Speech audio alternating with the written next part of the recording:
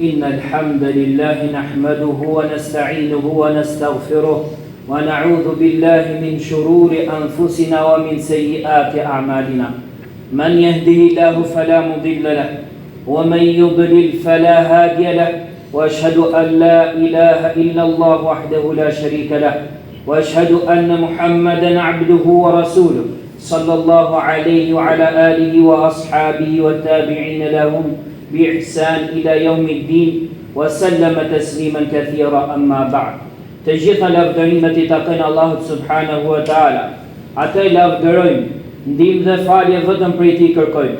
I kërkojmë mbrojtje Allahut nga e keqja e vetëve tona dhe punëve tona. Atë që udhëzon Allahu nuk ka kush ta humbë, ndërsa atë që ai e humbi nuk ka kush ta udhëzojë. Dëshmoj se nuk ka të adhuruar tjetër më të drejtë përveç Allahut vetëm pa ortak. Po ashtu dëshmoj se Muhamedi sallallahu alaihi wasallam është robi dhe i dërguari i tij. Lëvdata e shumtë dhe shpëtimi i madh i Allahut qoftë mbi të, mbi familjen dhe shokët e tij, si dhe mbi gjithë ata që i pasuan ata me përpikmëri deri ditën e Kiametit e më pas. Robert Allahut, kini frikë Allahun e lartësuar dhe falenderojeni atë për begatitë e tij të mëdha, nga të cilat më e madhja dhe më e çmueshmja është begatia e Islamit, me cilin Allahu i lartësuar e dërgoi të dërguarin e tij Muhammedin sallallahu alaihi wasallam dhe në cilin e la ummetin e tij. Ky Islam është referenca e muslimanëve në çdo kohë dhe në çdo vend. Ata nuk kanë referencë tjetër përveç tij. Ai zgjidh të gjitha problemet. Ai zgjidh problemin e besimit dhe të adhurimit, teksa banorët e tokës ishin të përçarë në besimet e tyre dhe në adhurimet e tyre, në fetë e tyre dhe në devimet e tyre, si dhe teksa ata vazhdonin të qëndronin të verbuar në gabimet e tyre, erdhi Islami me udhëzimet e tij të begata për t'i nxjerrë ata nga errësira në dritë.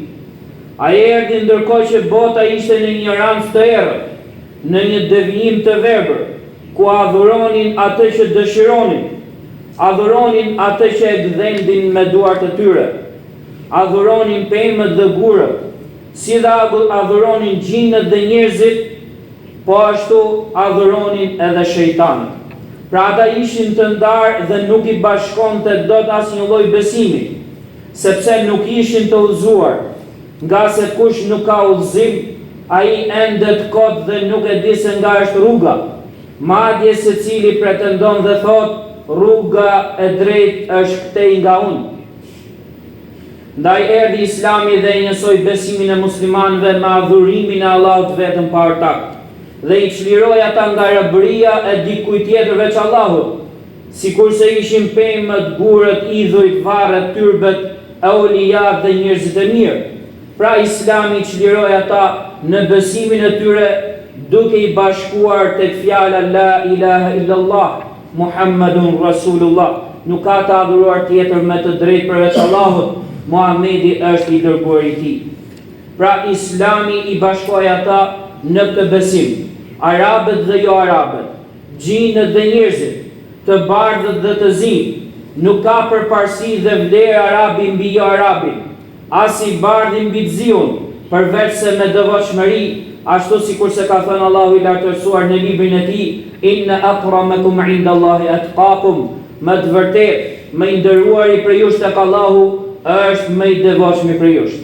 Kështu Bilal el-Habashiu, Salman el-Farisiu dhe Suhejb ar-Rumi dhe të tjerëve të tyre ishin ndërzotëritë e besimtarëve dhe ndërzotëritë e banorëve të xhenetit, ndërsa Ebu Xehli dhe Ebu Lehebi ishin në shtresën e fundit të zjarrit. Atyre nuk u bëri dobi as fisi dhe as nderi i prejardhjes. Ndaj Allahu i lartësuar thot: Tabbat yada abi lahab wa tab, ma agna anhu maluhu wa ma kasab, sayasla naran dhata lahab, wa imra'atuhu hammalat al-hatab, fi jidha hablum min masad. Thot u shkatruan duart e Ebu Lehebit, u shkatruan. Ati nuk i bëri dobi as pasuria ati dhe as ajo që fitoi. Ai do të hyjë në zjarr me flak të mëdha, ndërsa gruaja e tij do të jetë mbajtëse druve të zjarrit. në qafën e saj do të ketë një litar prej hekurit të përdredhur. Pra kjo gjë do t'i ndodh atij, edhe pse ai ishte xhaxhai të dërguarit Allahut sallallahu alaihi wasallam. Pra Islami i çliroi ata nga besytnitë e mbetura nga ignoranca dhe xhahiljeti, dhe që mbetën në shumë vende, siç ishin lidhja me të vdekurit, tyrbet, kërkimi i ndihmës nga të vdekurit e të tjera gjërave shtyre.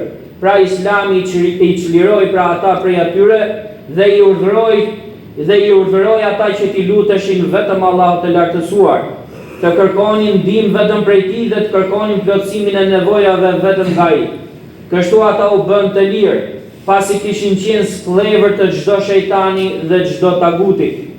Thot Allahu i patmeta, duke treguar për Jusufin alayhis salam, i cili po i thoshte dy shokëve të tij të burgut: a arbabun mutafarriquna khair am Allahu al-wahid al-qahhar ma ta'buduna min dunihi illa asma'an sammaytumuha antum wa aba'ukum ma anzala Allahu biha min sultan inni al-hukmu illa lillah amara an la ta'budu illa iyyah dhalika ad-din al-qayyim walakin akthara an-nas la ya'lamun.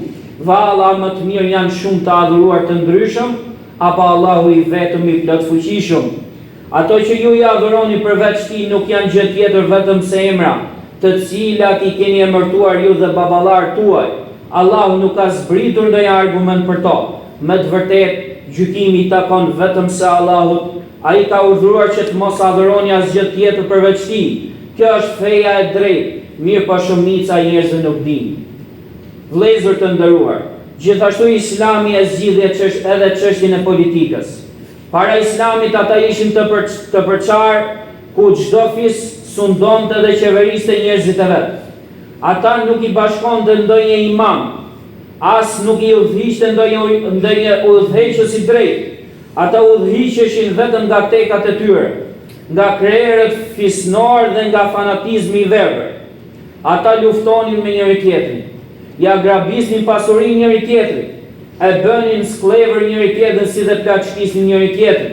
Pra kështu ishin ata në kohën e ignorancës, dhe nuk u bëri dobi fakti që ishin arab, nuk u bëri dobi as arabizmi dhe as humanizmi, por sa ajo me cilën Allah u bëri dobi atyre ishte vetëm Islami.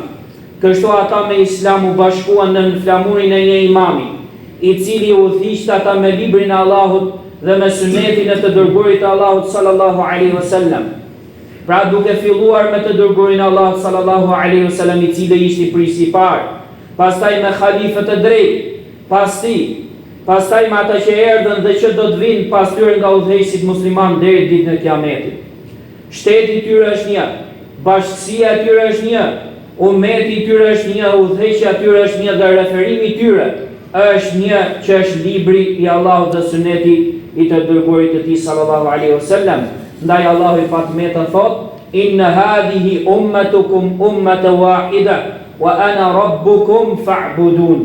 Thot më të vërtetë kjo feja juaj është një fe e vetme, e unë jam Zoti juaj, andaj më adhuroni mua.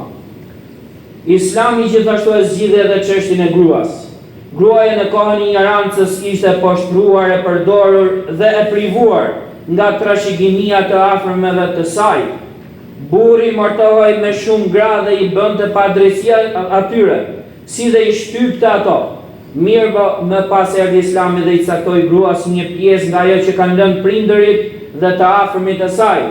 Ndaj Allahu i lartësuar thot: lirrijali nasibun mimma taraka alwalidani wal aqrabun وللنساء نصيب مما ترك الوالدان والأقربون مما قل منه أو كثر نصيبا مفروضا. Thot burrave u takon një pjesë nga ajo trashëgimia që kanë lënë prindërit dhe të afërmit, por edhe grave u takon një pjesë nga ajo që kanë lënë prindërit dhe të afërmit, qoftë ajo pak apo shumë. Ajo është një pjesë e detyruar, pra e bërë obligim. Pra Islami e bëri gruan sikurse burri në pjesën e trashëgimisë. Burrat kanë pjesë dhe gratë kanë pjesë, edhe nëse shumat dallojnë nga njëri tjetri. Islami e lejoi gruan të bëjë tregti dhe të ketë pronën e saj. Ajo ka të drejtë në mehrin e saj dhe në pasurinë e saj, me cilën vepron lirisht nëse fiton me halal dhe normalisht ta shfrytëzoi dhe në halal, ndërsa shpenzimet e saj ja bëri obligim kujdestarëve të saj, sikur se janë burrat, baballarët, vëllezërit e saj e të tjerë, sepse ajo mund të mos ketë pasuri, ose mund të mos ketë mundësi që të punojë. Ndaj Allahu i lartësuar thot: "Ar-rijalu qawwamun 'ala an-nisa bima faddala Allahu ba'dahum 'ala ba'd." Thot burrat janë kujdestar dhe përgjegjës për gratë, për shkak se Allahu i vlerësoi burrat mbi gratë, dhe thon komentuesit e Kuranit, e i vlerësoi burrat mbi gratë, thot në logjik, në fe dhe në udhëheqje. Pra u dha burrave kujdestarin mbi gratë për t'i mbrojtur nga humbja dhe nga padrejtësinë e qenëve prej gjinëve dhe njerëzve që duan t'u aprishin derin. Allahu i lartësuar i bëri kujdestarët e saj dhe burrat e familjes së saj mburoi për të. Ata e mbrojnë atë dhe dorëzojnë atë tek burri, që ai ta mbrojë atë dhe të kujdeset për të. Pra ajo është e mbrojtur, e nderuar dhe e respektuar, ndaj Allahu i lartësuar thot: "Wa in khiftum alla tuqsitu fil yatama fankihu ma qaba lakum minan nisa mathna wa thulatha wa ruba' fa in khiftum alla ta'dilu fawahida." Thot nëse keni frikë se nuk do të jeni të drejtë me jetimet, atëherë martohuni me ato gra që ju pëlqejnë, 2, 3 ose 4. E nëse ju keni frikë se nuk do të jeni të drejtë, atëherë martohuni vetëm me një. Pra drejtësia është detyrë. Ky është qëndrimi i Islamit ndaj gruas, qëndrim që e mbron atë, e ruan dhe i siguron asaj nderin, dhe nuk ka nevojë që ajo të shes trupin e saj, as të konkurrojë burrat në punët e tyre, as të përzihet me ta për kafshatën e bukës. Jo, Islami e nderoi dhe mbrojti atë, madje i dërguari Allahu sallallahu alaihi wasallam porositi për gruan në haxhin e lamtumirës duke thënë: "Wastausu bin nisa'i khaira." Ju porosis të silleni mirë me gratë, ndaj pranojeni porosinë time për to. Po ashtu ai sallallahu alaihi wasallam porositi për gratë në fund të jetës së tij dhe paralajmëroi nga lënia pasdore e tyre, nga se nëse gruaja lihet pa kontroll, ajo bëhet rrezik që kërcënon shoqërinë, më i madh se rreziku, thon dietarët, më i madh se rreziku i asaj që e quajnë bomba atomike apo armë shkatrimtare. Gruaja është thot më rrezikshme nëse lihet pasdore, sepse është kurth i shejtanit. Prandaj domosdoshmërisht duhet disiplinuar, duhet mbrojtur dhe ruajtur nderi i saj. Islami po ashtu vëllezër të nderuar, zgjidhi çështjet e saj, ndërkohë që gruaja është e humbur tek jo besimtarë, në lindje pra dhe në perëndim, në regjimet e kufrit, ndërsa Islami e mbrojti atë, e nderoi dhe ruajti atë. Po ashtu Islami zgjidhi edhe çështjen e varfërisë, i caktoi të varfërve dhe nevojtarëve një pjesë në pasurinë të pasurve çdo vit, dhe kush refuzon ta jap atë, merret prej tij me detyrim, sepse është e drejtë të varfërve dhe detyrë që të pasurit ta japin atë për të varfërit. E nëse ai refuzon që ta jap pra zakatin, atëherë luftohet për këtë ashtu sikurse i luftoi Abu Bekri radhiyallahu anhu ata që refuzuan ta japin zakatin. Ky është trajtimi i varfërisë. Përveç zakatit janë sadakat, janë lëmoshat bamirësia, që janë dyer të hapura për të pasuruar pra të varfrit që nuk mundet punojnë, qoftë për shkak të sëmundjes apo pleqërisë. Këta kanë pjesë të caktuar në pasurinë të pasërve, qoftë e detyruar apo qoftë vullnetare, nga sa ajo i pasuron ata nga varfëria dhe u plotson nevojat. Ndërsa ata që kanë mundësi të punojnë, duhet merren me zanate të tregtojnë, të kërkojnë riskun e tjerë. Umeri radiallahu anhu e godiste me shkop atë njeri që e gjente ulur pa punë dhe e urdhëronte atë që të punonte, duke i thënë: "A mos vallë mendoni se qielli do të lëshojë flori dhe argjend?" Ashtu siç urdhroi Allahu i lartësuar, duke thënë: "Fa idha qudiyatis salatu fantashiru fil ardi wabtaghu min fadlillah." E kur të përfundoi namazi, shpërndahuni në tokë dhe kërkoni nga mirësia e Allahut. Ndaj, ne nuk duhet të rrim pa punë apo të rrim kot, valla jemi të sakatuar, a jemi të sëmur që nuk mundemi, Jo, përkundrazi i kemi të gjitha të mirë dhe jemi të shëndetshëm, ndaj duhet kërkojmë riskun dhe një kot nuk ka vend në Islam. Islami e ka ndaluar ashpër këtë gjë. Po ashtu Islami e kuroi edhe çështjen e marrëdhënieve intime midis burrit dhe gruas. Ai vendosi martesën e lishme, me qëllim që ato të dy të plotësojnë nevojat e tyre intime me njëri tjetrin, dhe jo në forma të tjera të jashtëligjshme. Ndaj Allahu i Fatmeta thot në librin e tij: "Wankihu al-ayama minkum was-salihin min ibadikum wa imaikum in yakunu fuqara yughnihim Allahu min fadlihi wallahu wasi'un 'alim وليستعفف الذين لا يجدون نكاحا حتى يغنيهم الله من فضله." Thotë dhe martojeni të pamartuarat e të pamartuarit për jush, edhe robrit dhe robresh atyre që janë të mirë e të ndershëm. Nëse janë të varfër, Allahu i begaton me mirësinë e tij. Allahu është bujar i madh i gjithdijshëm, ndërsa ata që nuk gjejnë mundësi martese, le të ruhen derisa Allahu t'i pasurojë ata nga mirësia e tij. Pra Islami e trajtoi këtë çështje siç duhet dhe vendosi rregullat e duhura që njeriu të arrijë lumturinë e tij dhe që të jetë i ruajtur nga rrugët e poshtrimit. Po ashtu Islami i dha zgjidhje edhe çështjes së sigurisë, e cila është domosdoshmëri për shoqërinë. Ai e kuroi atë fillimisht me besim, duke orientuar njeriu tek besimi i drejtë dhe i saktë, ashtu sikur se thot Allahu i lartësuar: "Alladhina amanu wa lam yalbisu imanahum bidhulm, ulaika lahumul amn wa hum muhtadun." Ata që besuan dhe nuk e përzihen besimin e tyre me shirk, për ta është siguria dhe ata janë të udhëzuar. Pra shkaku i parë i sigurisë është besimi, tauhidi dhe adhurimi Allahut vetëm pa ortak. Pastaj zbatimi i dënimeve kundër kriminalëve dhe prishëve dhe atyre që bëjnë shkatrime në tokë. Vrasës i vritet, imorali i martuar, pra zinaqari i martuar burzohet me gur, ndërsa zinaqari që nuk është i martuar rrihet 100 herë me kamzhik dhe dëbohet nga vendi për një vit, derisa të pendohet tek Allahu i lartësuar, ndërsa hajdutit i pritet dora. Grabitësve dhe të kusarve të rrugës u pritën duart dhe këmbët deri në rrënjë, ose dëbohen nga toka, siç thot Allahu i lartësuar në surën Al-Maide ajeti 33.